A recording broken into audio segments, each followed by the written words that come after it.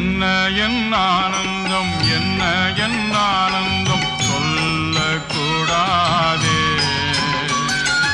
என்ன என் ஆனந்தம், என்ன என் ஆனந்தம் சொல்லக்கூடாதே. மன்னன் கிறிஸ்து என் பாவத்தை எல்லாம் மன்னித்து விட்டாரே. மன்னன் கிறிஸ்து என் பாவத்தை எல்லாம் மன்னித்து விட்டாரே.